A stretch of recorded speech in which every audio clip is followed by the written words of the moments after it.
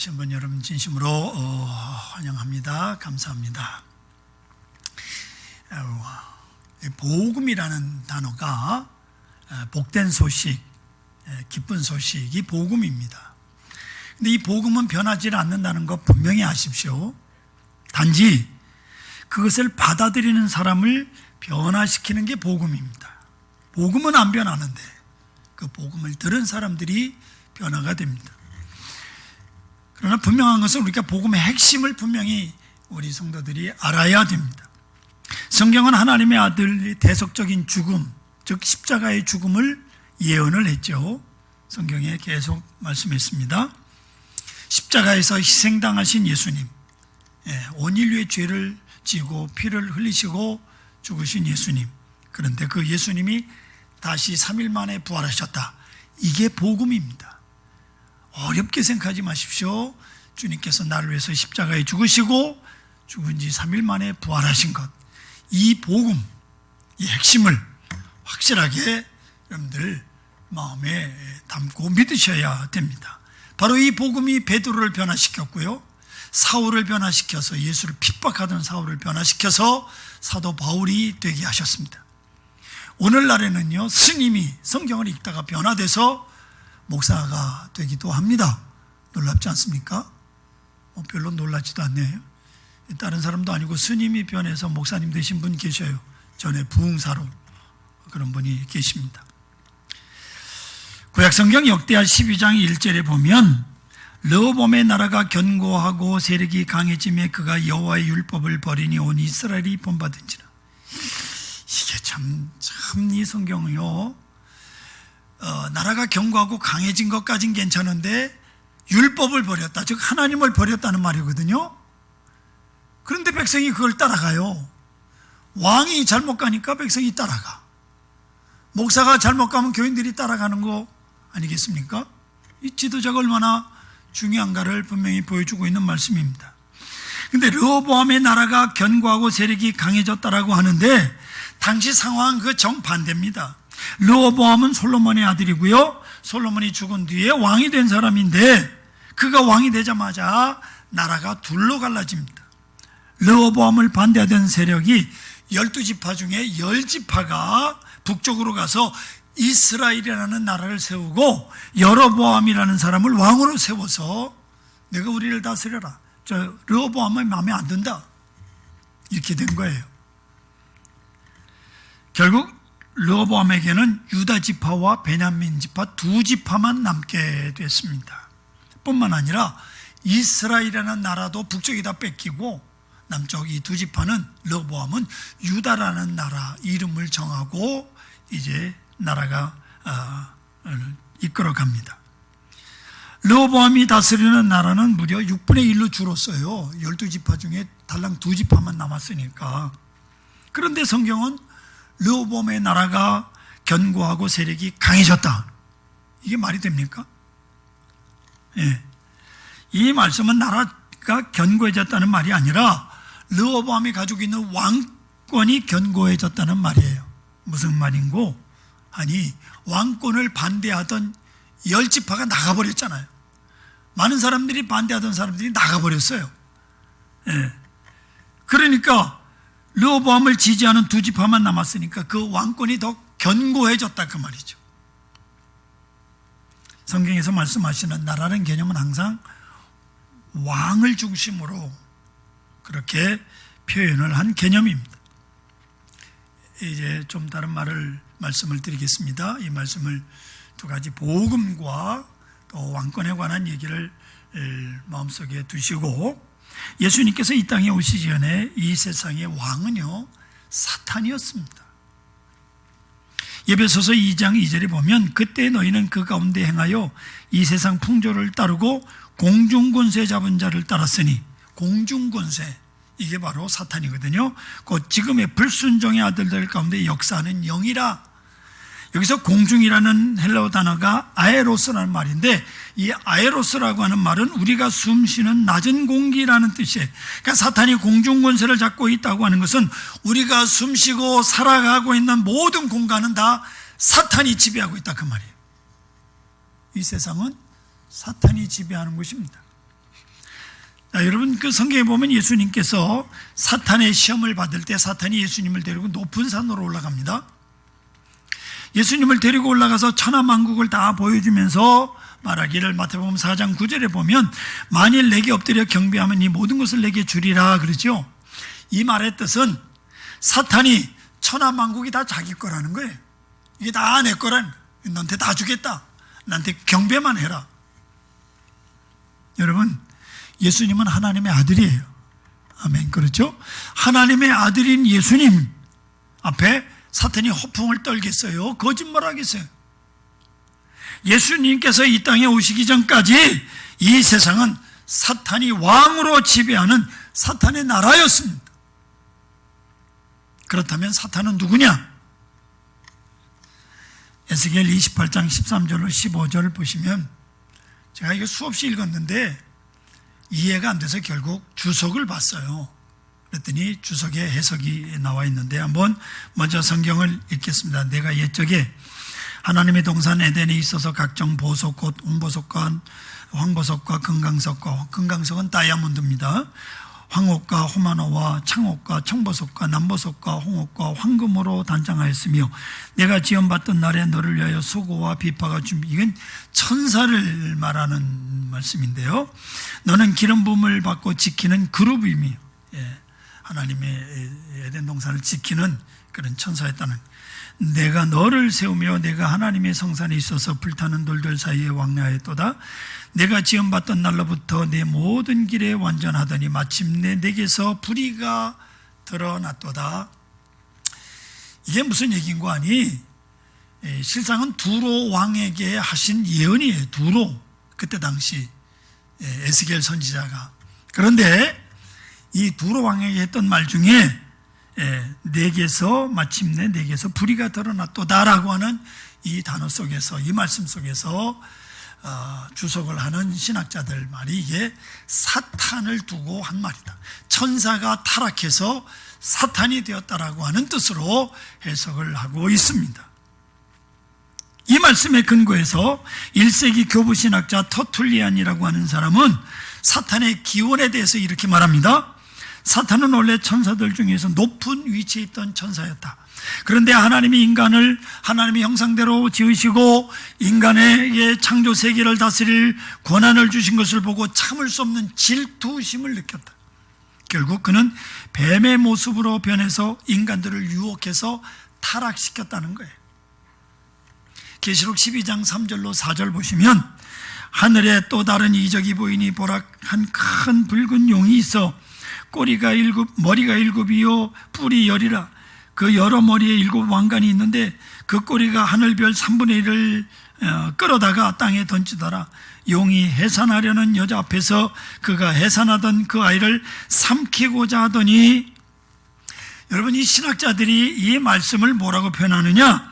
사탄이 천사 중에 3분의 1을 끌고 나가서 자기 휘하의 쫄병들로 만들었다. 그리고 중세시대에 이르러 타락한 천사, 이 으뜸 천사를 천사장이었던 루시퍼라고 신학자들이 말합니다. 이사야 14장 12절에 보면, 너 아침의 아들 계명성이요 어찌 그리 하늘에서 떨어졌으며 너 열국을 얻은 자요 엎은 자요 어찌 그리 땅에 찍혔는고. 여기서 말하는 너 아침의 아들 계명성이라는 말이 그 과학적 용어로 말하면 금성입니다. 태양, 수, 금, 지, 화, 목, 토, 천, 해, 명. 점점 멀어지잖아요. 제일 멀리 있는 게 명성입니다. 명왕성. 명성이라고 깜짝 놀랐네. 명성교회를 말하는 게 아닙니다. 그러니까 제일 가까운 게 수성, 수, 금, 금성, 그 다음에 지구, 그 다음에 화성. 이렇게 점점점 태양에서 멀어지는 이 은하계, 천상. 이 금성인데, 이 금성이 라틴어로 말하면 루시퍼라는 말이에요. 라틴어로. 그러니까 계명성, 금성인데 이건 루시퍼예요. 사탄이라 그 말이에요. 그래서 중세시대는 루시퍼가 타락한 천사의 이름이 됐습니다. 하지만 성경은요, 사탄의 존재에 대해서 어디서부터 시작됐는지 특별히 밝히질 않습니다. 다만 분명한 것은 사탄은 하나님을 대적하는 존재라는 겁니다. 사탄이라는 이름 자체가 대적하는 자라는 뜻이거든요. 또한 사탄의 다른 이름이 있습니다. 마귀, 즉 디아볼로스라고 하는 이름인데, 이거는 중상자. 무슨 뜻이냐면 하나님과 인간 사이에 중상모략하는 존재가 마귀, 그게 사탄이에요. 여러분들 마음이 막 갈팡질팡 주일날 교회 갈까 말까 그다 중상자 마귀가 역사하는 거예요. 그쯤 아시면 돼. 아시겠어요? 그렇다면 사탄이 이 세상을 다스리는 왕이라면 그가 가진 권세는 뭘까? 사탄의 권세, 히브리 2장 14절에 보면 죽음의 세력을 잡은 자 곧 마귀를 멸하시며, 그리스도께서요 죽음의 권세를 가진 자 사탄, 마귀를 멸하신다. 그렇습니다. 사탄은 죽음의 세력을 가지고 있다고 성경이 분명히 말씀하고 있습니다. 성도 여러분, 질문 하나 드릴게요. 속으로 대답하십시오. 틀리면 어떡하나 그러실 필요 없어요. 틀리면 뭐 제가 바로 가르쳐 드릴 테니까. 자, 하나님께서 사람을 만드실 때 영원히 사는 존재로 만들었습니까? 아니면 살다가 죽는 존재로 만들었습니까? 눈을 깜빡깜빡 하십시오. 제가 알아듣게. 성경에 보시면 하나님께서 사람을 만드실 때요 하나님의 형상대로 만드셨다고. 아멘. 그렇죠? 하나님의 형상대로. 그리고 인간에게 생육하고 번성하고 땅에 충만하라 그랬어요. 땅에 충만하라. 즉 하나님께서는 사람을 하나님의 형상대로 지으시고 영원히 사는 존재로 만드셨다 그 말이에요. 아멘. 영원히 사는 존재였어. 그런데 사탄이 아담과 하와를 유혹해서 죄를 짓게 만들었습니다. 하나님이 금지하신 선악과를 먹게 만들었다 그 말이에요. 그 이유가 뭐냐? 창세기 2장 17절, 선악을 알게 하는 나무의 열매를 먹지 말라. 내가 먹는 날에는 반드시 죽으리라. 여러분, 사탄은요 이 하나님의 말씀을 이미 알고 있었습니다. 그래서 아담과 하와로 하여금 하나님의 명령을 어기게 만들어서 영원한 생명에서 죽음으로 끌어들인 거예요. 선악과를 먹게 만들자. 그래서 죽게 만든 거예요. 하나님의 권세 아래에 있던 인간을 자신이 가지고 있는 죽음의 권세 아래로 끌어들인 거예요. 결국 하나님께서는 분명히 말씀했잖아. 내가 먹는 날에는 반드시 죽으리라 말씀하신 대로 창세기 3장 19절에 보면요, 너는 흙이니 흙으로 돌아갈 것이니라 말씀하신 겁니다. 그래서 아담 이후의 인간의 역사는 죽음의 역사예요. 창세기 5장을 여러분 꼭 가셔서 보셔야 됩니다.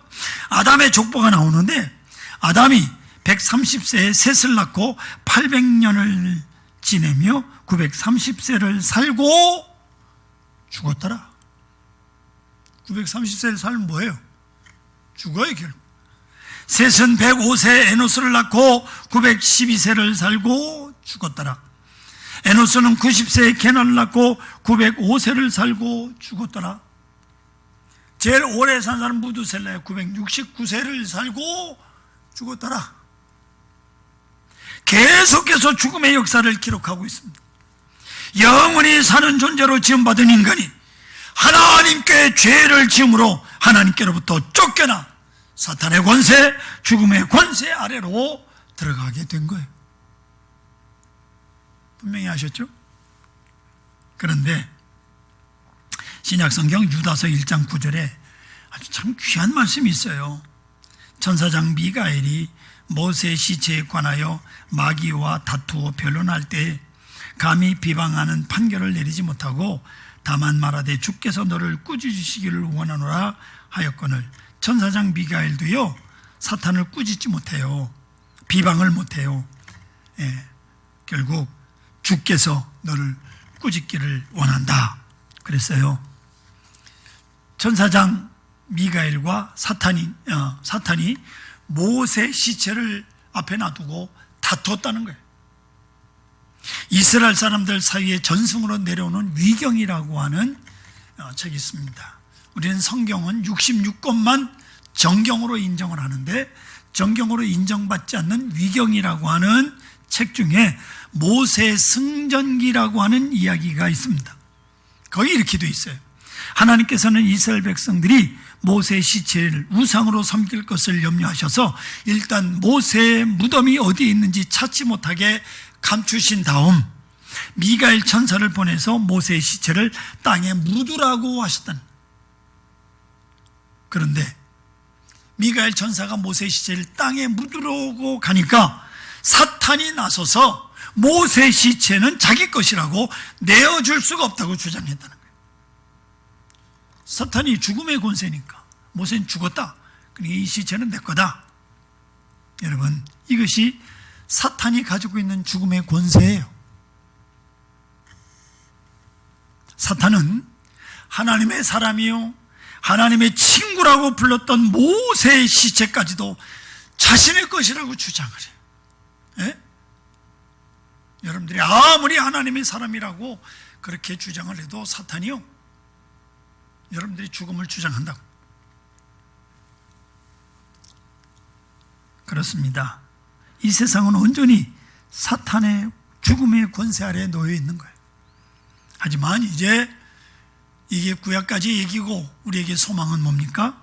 예수님께서 이 땅에 오셨다고 하는 겁니다. 할렐루야. 성육신 하신 하나님께서 이 땅에 오십니다. 그리고 예수님이 오셔서 외친 말씀이 뭐예요? 회개하라, 천국이 가까웠느니라. 아멘. 뭐가 가까이 왔다고요? 하나님 나라가 가까웠다고요. 사탄의 왕국인 이 세상이 하나님의 나라로 바꾸어질 날이 다가왔다고 말씀합니다. 이 땅에 천국이 완전히 드러나진 않지만 은밀한 가운데 이미 천국이 시작되고 있다, 그 말씀이에요. 마태복음 13장 33절 또 비유로 말씀하시되 천국은 마치 여자가 가루 소말 속에 갖다 넣은 전부 부풀게 한 누룩과 같으니라. 여러분, 밀가루 반죽 덩어리 이만큼 밖에 안 돼요. 근데 거기다가 누룩을 넣으면요 한 다라가 돼요. 그래서 그거 뜯어다가 호떡도 만들고 그거 뜯어서 찐빵도 만들고 그러잖아요. 그냥 밀가루 가지고 했다가는 못 먹습니다. 그런 겁니다. 밀가루 반죽 덩어리에 누룩을 넣고 시간이 지나면 온 밀가루 반죽이 부풀어 오르는 것. 그러나 여러분, 시간이 흐르기까지는 누룩이 들어있다는 표시가 안 나. 집어넣긴 놓는데 금방 부푸는 게 아니잖아요. 시간이 지나서 푹 숙성해가지고 부풉니다. 마찬가지로 시간이 흐르면 천국은 온전한 모습으로 드러나게 되어 있습니다만은 지금은 이 세상 가운데 느낄 수 없을 만큼 작은 모습으로 천국이 들어와 있는데, 그 천국이 어디에 들어와 있습니까? 우리 마음속에. 여러분 마음속에 천국이 있습니까? 하나님이 다스리는 것이 천국이에요. 여러분 가정 천국입니까? 여러분 가정 하나님이 다스리면 거기가 천국이에요. 우리 교회 하나님이 다스립니다. 여기가 천국이 오시다. 이 세상도 하나님이 다스리는 천국이 되어야 될 줄로 믿습니다. 그렇습니다. 그래서 천국이 가까웠다라고 하는 말씀은 예수님께서 이 세상에 오심으로 천국이 이미 이 땅에 시작되었다라고 하는 말씀입니다. 하나님이 왕이 되셔서 다스리시는 하나님의 나라가 시작됐다는 말씀입니다. 여러분, 신약성경 마태복음, 마가복음, 누가복음, 요한복음 기록된 예수님의 행적을 잘 보셨을 겁니다. 거의 대부분이 두 가지를 하는데, 하나는 말씀을 전하는 거고 하나는 병자를 고치는 거예요. 예수님 두 가지 큰 일이. 뭐 집 사느라고 아파트 사느라고 돌아다닌 적도 없고 땅 사러 다니신 적도 없고, 그냥 가는 곳이면 말씀 전하고 병자 고치는 거예요. 예수님 그 일만 하셨어요. 그런데 예수님은 병자를 고치신 것과 하나님 나라가 임하는 것을 동시적인 사건으로 말씀을 합니다. 누가복음 11장 20절 분명히 나타나 있습니다.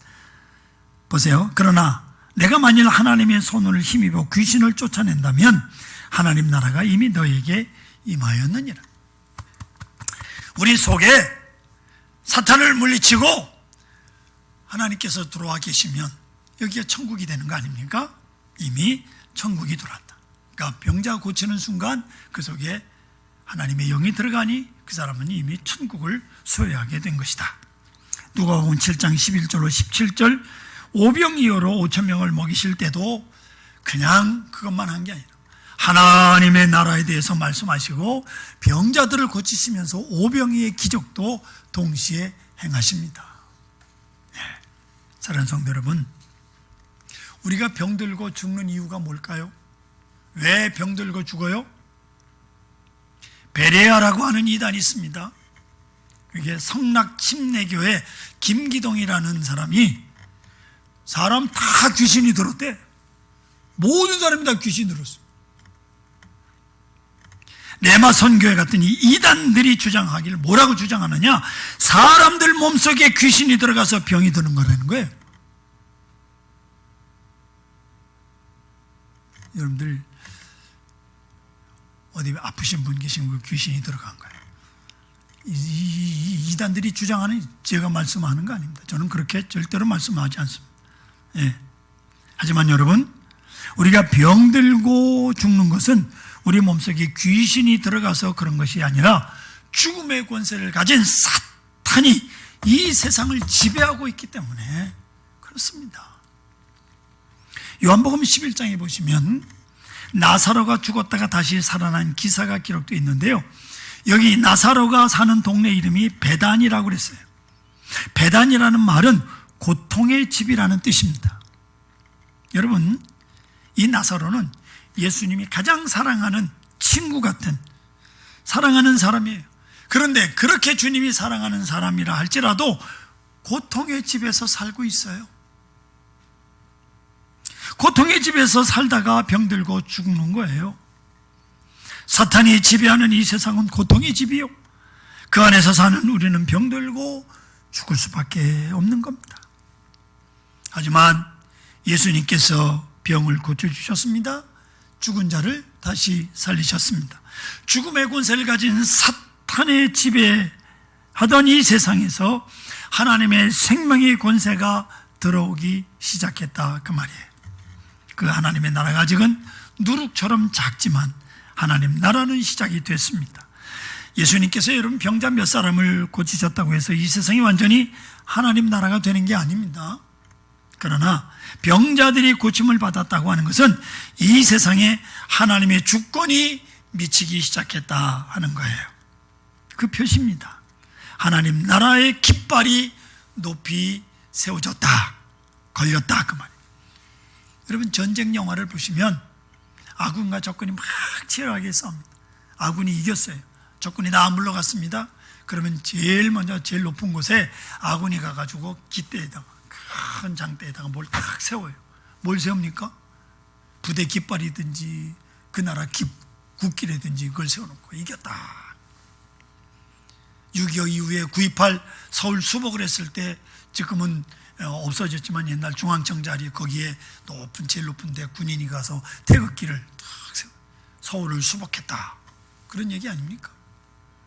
네. 하나님의 깃발이 걸렸다는 뜻입니다.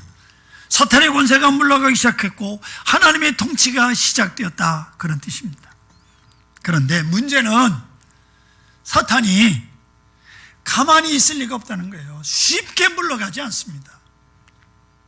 저는요, 귀신하고 싸워봐서 알아요.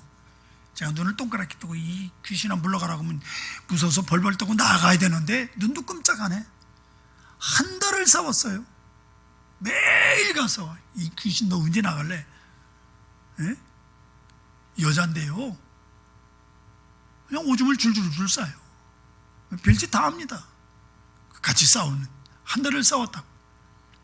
이 사탄이 그렇게 쉽게 물러나지 않습니다. 자신이 왕이 되어 다스리는 이 세상을 쉽게 내줄 사탄이 아니라 그 말이에요. 아십니까? 네. 그 처음 예수 믿는 사람들 교회 와서 1시간 예배 드리는 거 아주 고역입니다. 주리를 틀어요. 그 왜 그러냐? 사탄이 예수 못 믿게 만드는 거예요. 아시겠습니까?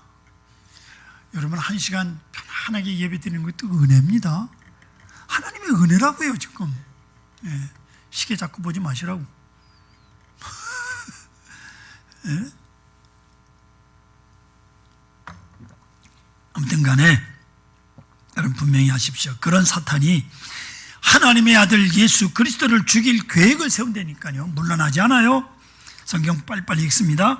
누가복음 22장 3절, 12 중에 하나인 가룟인이라고 부르는 유다에게 사탄이 들어가니라. 요한복음 14장 2절에 보면 마귀가 벌써 시몬의 아들 가룟 유다의 마음에 예수를 팔려는 생각을 넣었더라.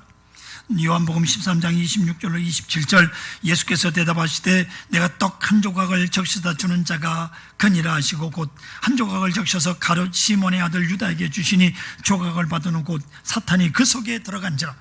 이 예수께서 유다에게 이르시되 내가 하는 일을 속히 하라 하시니 사탄이 들어요. 이처럼 죽음의 권세를 가지고 세상을 다스리는 사탄이 하나님의 아들조차도 죽이려고 얼마나 계획을 하는지. 그리고 마침내 예수님을 십자가에 못 박아 죽이는데 성공하잖아요. 예수님은 십자가에 숨을 거두었습니다. 무덤에 묻혔습니다. 3일 동안. 사탄은 하나님과의 전쟁에서 일단은 승리한 것처럼 보였습니다. 며칠 동안이요? 3일 동안. 그런데 예수님께서 무덤에 묻히신 지 사흘 되던 날 이른 새벽, 예수님의 무덤을 찾아갔던 여인들에게 천사가 하는 말이 뭐냐?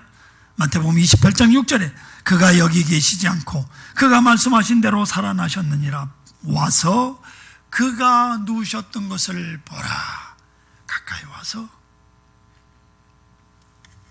여러분, 당시 무덤은 우리나라처럼 뭐 땅을 파고 거기에 묻고 흙을 이렇게 묻는 게 아니라 동굴을 파고 동굴 안에 시체를 눕혀 놓습니다. 그래서 오래되면 그 시체가 놓았던 자리에 흔적이 남질 않아요. 또 다른 사람 오래되면 다른 사람도 거기다가 장례할 수도 있어요. 근데 천사가 뭐라고 해요? 그가 누우셨던 것을 보라고 이야기하고 있습니다. 그 해답을 요한복음에서 찾겠습니다. 요한복음 20장 6절로 7절. 시몬 베드로는 따라와서 무덤에 들어가 보니 세마포가 놓였고 또 머리에 쌌던 수건은 세마포와 함께 놓이지 않고 딴 곳에 쌌던 대로 놓여 있더라. 뭐 자세한 설명을 제가 안 드립니다. 유대인들은 사람 죽으면 세마포로 둘둘둘 감아요, 몸을요. 그리고 머리는 수건을 씌우고 거기도 뭘 이렇게 감아 놓습니다. 자, 예수님께서 누우셨던 것을 보라고 하는 것은 예수님께서 입으셨던 세마포와 예수님 머리를 쌌던 수건이 그대로 그 자리에, 세마포는 세마포대로, 그리고 머리에 쌌던 수건은 수건대로 따로 있는 거예요. 이 무슨 말이냐? 분명 예수님께서 부활하셨다 하는 것입니다. 공간의 제한을 받고 있는 인간의 육신을 입고 있던 예수님, 공간의 제한을 받지 않는 신령한 몸으로 부활하신 거예요. 성도 여러분, 이 세상은 아담과 하와가 죄를 지은 이후에 사탄이 죽음의 권세를 가지고 다스리던 세상이었습니다. 아무도 죽음을 피할 수가 없습니다. 그런데 예수님께서 그 죽음의 권세를 깨뜨리시고 부활하셨습니다. 할렐루야. 그리고 우리에게 말씀하시기를, 오늘 본문 24절 여러분 뚫어지게 보십시오. 내가 진실로 진실로 너희에게 이르노니 내 말을 듣고 또 나 보내신 이를 믿는 자는 영생을 얻었고 심판에 이르지 아니하나니 사망에서 생명으로 옮겼느니라. 아멘. 사망에서 생명으로 옮겼느니라. 이것이 예수님께서 이 땅에 사람의 몸을 입고 오신 이유요, 이것이 예수님께서 십자가에 달려 죽으신 이유일시다. 누구든지 예수를 믿는 자는 사탄의 사망의 권세에서 벗어나 하나님의 생명의 권세 아래 들어가게 됩니다. 이것이 복음의 핵심이야. 복음의 핵심.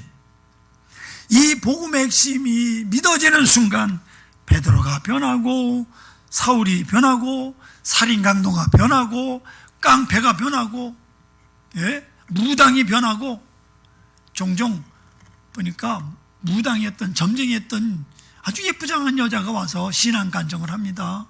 자기가 점쟁이는 점쟁이였대. 예수 믿고 변화되는 거예요. 이게 복음의 핵심의 능력이에요. 말씀을 마칩니다. 사랑하는 성도 여러분, 나를 죽음에서 구원해 주신 주님의 십자가 희생을 기억하시고 복음대로 살아가면서 겸손과 감사의 모습으로 승리하시기를 소원합니다.